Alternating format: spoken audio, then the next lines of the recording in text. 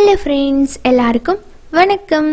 இன்றைக்கி நம்ம நிக்கீஸ் கிச்சனில் கேரளா ஸ்டைல் வெள்ளையப்பம் எப்படி செய்கிறது அப்படிங்கிறத பார்க்கலாம். இது வந்து கொஞ்சம் கூட நமக்கு கலரே வராதுங்க. இப்படியே வெள்ளை வெள்ளையன்னு தான் இருக்கும். ஆனால் அவுட்டர் லேயர் வந்து நல்லா கிறிஸ்பியாகவும், இன்னர் லேயர் வந்து ரொம்ப ரொம்ப சாஃப்டாகவும் இருக்கும். இதில் வந்து நான் பேக்கிங் சோடா அப்புறமா ஈஸ்டெல்லாம் ஆட் பண்ணாமல் எப்படி நல்லா இந்த மாதிரி ஓட்டோட்டியாக சூப்பராக செய்கிறது அப்படிங்கிறத வந்து அரிசி ஊற வைக்கிறதுலேருந்து மாவு அரைக்கிறதுலேருந்து செஞ்சு காமிச்சிருக்கேன். ரொம்ப யூஸ்ஃபுல்லாக இருக்கும் பேச்சுலர்ஸ்க்கு. மிஸ் பண்ணாமல் பாருங்கள். இப்போ வீடியோவில் பார்க்கலாம்.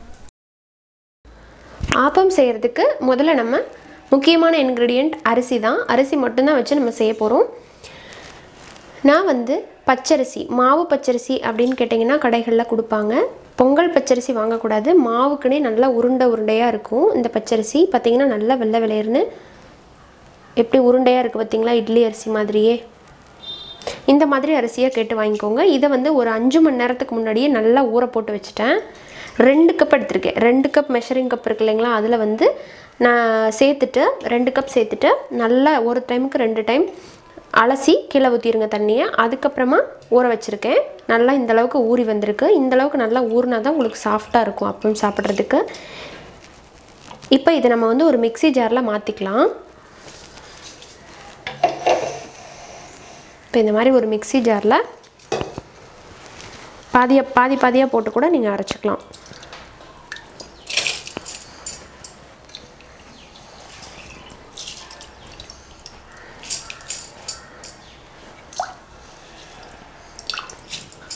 இப்போ இதில் வந்து நம்ம தண்ணி சேர்த்து அரைச்சிட்டு வந்துடலாம். இளநீ தண்ணி இருந்ததுன்னா நீங்கள் அதை கூட பயன்படுத்திக்கலாம், ரொம்ப ருசியாக இருக்கும். இப்போ இதை அரைச்சிட்டு வந்துடுறேன். கொஞ்சமாக தண்ணி சேர்த்து அரைச்சிக்கலாம்.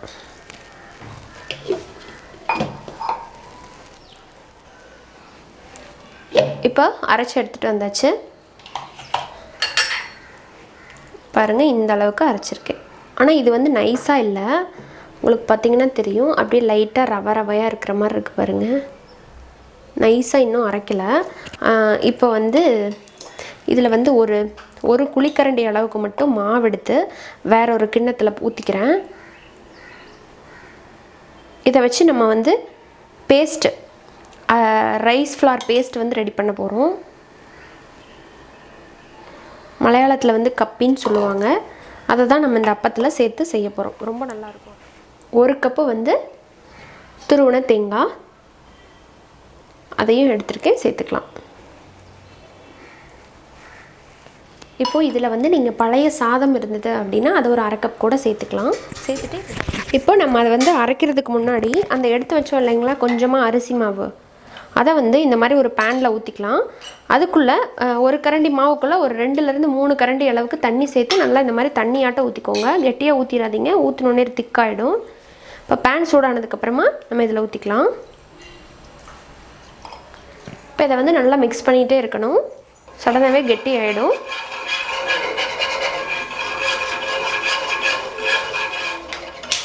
ஸோ இப்போ பாருங்கள், கொஞ்ச நேரத்துலேயே வந்து பேஸ்ட் ரெடி ஆகிடுச்சு. இது நல்லா பேனில் ஒட்டாத பதம் வர அளவுக்கு ஒரு டைம் கலந்து விட்டுட்டு நம்ம ஸ்டவ் ஆஃப் பண்ணிடலாம். கட்டியெல்லாம் இருந்ததுனாலும் ஒன்றும் பிரச்சனை இல்லை, நம்ம வந்து அரைக்க தான் போகிறோம் அதோடு சேர்த்து. இது கொஞ்சம் ஆறுனதுக்கப்புறமா நம்ம அதோட சேர்த்து அரைச்சிக்கலாம். இப்போ அந்த பேஸ்ட் வந்து நல்லா சூடு ஆறிடுச்சு. இப்போ அதை வந்து அந்த மிக்ஸி ஜார்லேயே நம்ம சேர்த்து இதோடவே நம்ம அரைச்சிட்டு வந்துடலாம். இப்போ இதை சேர்த்துட்றேன். நல்லா ஆறுனதுக்கப்புறமா அரைச்சிக்கோங்க. சூடாக அரைக்க வேண்டாம், நல்லா இருக்காது. இதுதான் இந்த ஆப்பத்துக்கு வந்து வெள்ளையப்பத்துக்கு ரொம்ப மெயினான ஒரு இன்க்ரீடியண்ட்.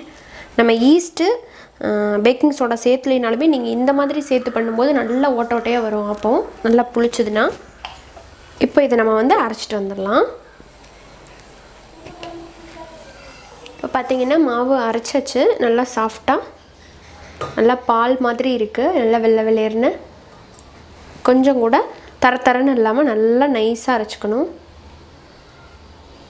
இப்போ இதை வந்து இதில் சேர்த்துடலாம். நான் 2 பேட்சாக போட்டு அரைச்சிருக்கேன். ஃபஸ்ட்டு ஒரு பேட்சை சேர்த்துட்டு அப்புறம் மறுபடியும் அரைச்சிட்டு வந்துடுறேன்.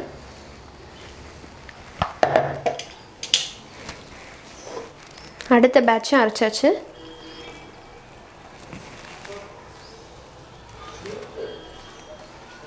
நீங்கள் வேணால் கிரைண்டரில் போட்டு கூட அரைச்சிக்கலாம், இன்னுமே நல்லா சாஃப்டாக கிடைக்கும்.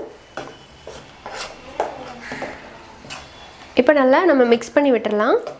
2 பேட்ச் அரைச்சோம் இல்லைங்களா, மிக்ஸ் பண்ணிவிட்டு ஆப்பத்துக்கு தேவையான அளவுக்கு தண்ணியை நம்ம இப்போவே கலந்து வச்சிடலாம்.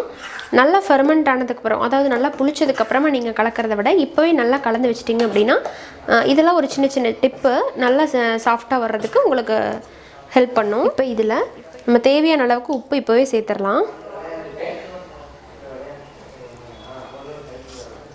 ஒரு 2 டீஸ்பூன் அளவுக்கு உப்பு சேர்க்குறேன். உப்பு சேர்த்துட்டு மறுபடியும் மிக்ஸ் பண்ணி விட்டுடலாம்.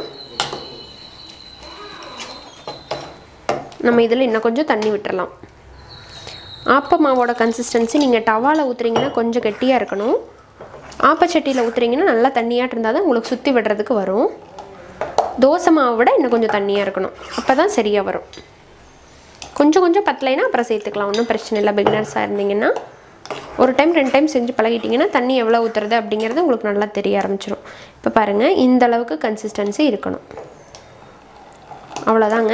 இப்போ இதை நம்ம ஊற வைக்க போகிறோம். இப்போ நான் வந்து ஈவினிங் இதை ப்ரிப்பேர் பண்ணிகிட்ருக்கிறேன். நாளைக்கு காலையில் நம்ம ஆப்பம் செய்யலாம்.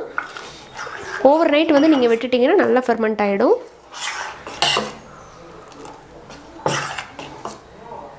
ரொம்ப குளிரான இடத்துல இருக்கிறவங்க வந்து ஒரு 24 மணி நேரம் அளவுக்கு இன்றைக்கி ஈவினிங் செய்கிறீங்க அப்படின்னா நாளைக்கு ஈவினிங் நீங்கள் டின்னருக்கு பண்ணிக்கலாம். அந்த அளவுக்கு நல்லா புளிச்சு வர்றதுக்காக நம்ம வெயிட் பண்ணணும். அப்போ தான் நல்லா ஓட்ட ஓட்டையாக ஆப்பம் கிடைக்கும். இப்போ அதை மூடி வச்சிடலாம், காலையில் நம்ம ஆப்பம் செய்யலாம். இப்போ நேற்று நைட்டு ஆப்ப மாவு அரைச்சி வச்சோம். இப்போ வந்து காலையில் நல்லா ரைஸ் ஆகி வந்திருக்கு. இப்போ ஓப்பன் பண்ணி பார்க்கலாம். ஸோ பாருங்கள், நேற்று நைட்டு வந்து இந்த பேனில் அரை பேன் தான் இருந்தது இல்லைங்களா, இப்போ நல்லா ரைஸ் ஆகி வந்திருக்கு. ஸோ இந்த மாதிரி நல்லா புளிச்சிடணும், அப்போ தான் வந்து ஆப்பம் நல்லா சாஃப்டாக வரும். இப்போ இதை பாருங்கள், நான் உங்களுக்கு ஓப்பன் பண்ணி காமிக்கிறேன்.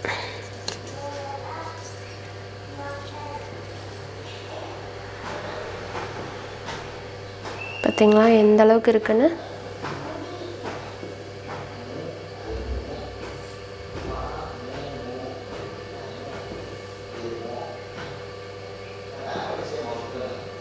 சூப்பராக புளிச்சு வந்திருக்கு.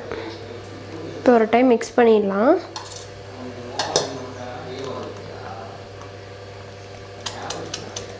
ஸோ நல்லா மிக்ஸ் பண்ணி விட்டுட்டு இப்போ நம்ம ஆப்பம் ஊற்றிடலாம். சூப்பராக இருக்குது, நல்லா பஞ்சு மாதிரி இருக்குது. இப்போ ஆப்பம் சுடுறதுக்கு ஆப்பச்சட்டியை வந்து அடுப்பில் வச்சுட்டேன். அதை வந்து நல்லா சூடு பண்ணிகிட்ருக்கேன், நல்லா சூடாக இருக்கணும். இப்போ இதில் வந்து ஒரு பெரிய குழிக்கரண்டி அளவுக்கு மாவு எடுத்துகிட்டு நம்ம உள்ளே ஊற்றிடலாம். உள்ளே ஊற்றிட்டு உடனே நம்ம என்ன பண்ணணும்னு பார்த்தீங்கன்னா ட்விஸ்ட் பண்ணணும். இப்படி எடுத்து இந்த மாதிரி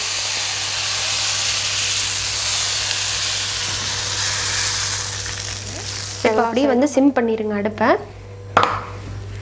சிம் பண்ணிவிட்டு நம்ம என்ன பண்ண போகிறோம்னா மூடி வச்சிட போகிறோம். அடுப்பை வந்து ஃபுல்லாக சிம் பண்ணிடுங்க. இப்போ மூடி வச்சிடலாம். அப்படியே அங்கங்கே ஓட்ட ஓட்டையாக வரும். இப்போ இருக்கட்டும், வேகணும் நல்லா. ஸோ பாருங்கள், சூப்பராக நல்லா வெள்ளை வெள்ளையர்னு நம்ம அப்பம் ரெடி. எவ்வளோ ஓட்ட ஓட்டையாக இருக்குது பாருங்களேன். கையிலே எடுத்துக்கலாம், நம்ம ஸ்பூனில் எதுவுமே தேவையில்லை, நல்லா வரும். நல்ல சூடாக இருக்குது.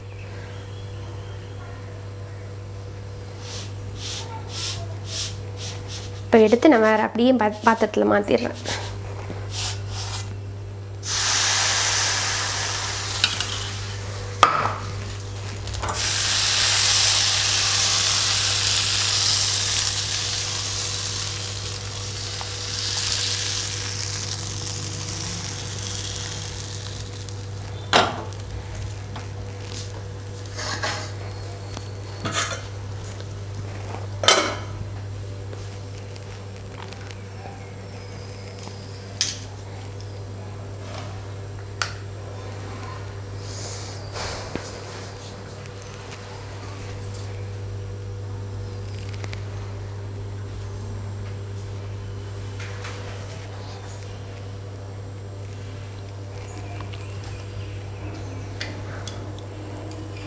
ஸோ இந்த ஆப்பம் பாருங்கள் எப்படி இருக்குன்ட்டு.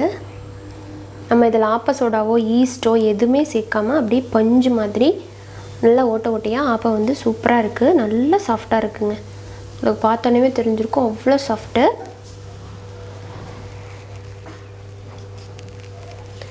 இப்போ ரெடியாக இருக்கும், பார்க்கலாம் எப்படி இருக்கு பாருங்க.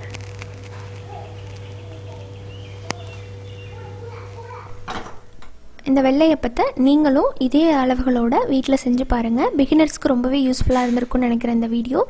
எப்போவுமே ஆப்பத்துக்கு தேங்காய் பால் ஒரு அருமையான காம்பினேஷன். ஆப்பத்துக்கு கடலைக்கறியும் ரொம்பவே நல்லாயிருக்கும் கேரளா ஸ்டைலில் நீங்கள் பண்ணுறீங்க அப்படின்னா. அப்படி இல்லைன்னா உங்களுக்கு பிடிச்ச எந்த குருமாவோடவோ இல்லை கிரேவியோடவோ நீங்கள் வச்சு சாப்பிட்லாம். நான் வந்து நான்வெஜ்ஜில் இதுக்கு வந்து ஒரு முட்டைக்கறி ஒன்று ஸ்பெஷலாக ரெடி பண்ணியிருக்கிறேன். ரொம்பவே நல்லாயிருக்கும் அந்த முட்டைக்கறி. நான் இந்த வீடியோலேயே நான் கொடுத்துருப்பேன், பட் வீடியோ ரொம்ப லென்த் ஆயிரும் அப்படிங்கிறதுக்காக அடுத்த வீடியோவை நான் வந்து அதை அப்லோட் பண்ணுறேன், பாருங்கள். அண்ட் நான் முதவே சொன்ன மாதிரி இதில் வந்து பழைய சாதம் இருந்து அரைக்க போட்டிங்கன்னா ரொம்ப ரொம்ப சாஃப்டான அப்பம் உங்களுக்கு கிடைக்கும். ட்ரை பண்ணிவிட்டு எப்படி வந்துச்சு அப்படிங்கிற ஃபீட்பேக்கை மறக்காமல் என் கூட ஷேர் பண்ணிக்கோங்க.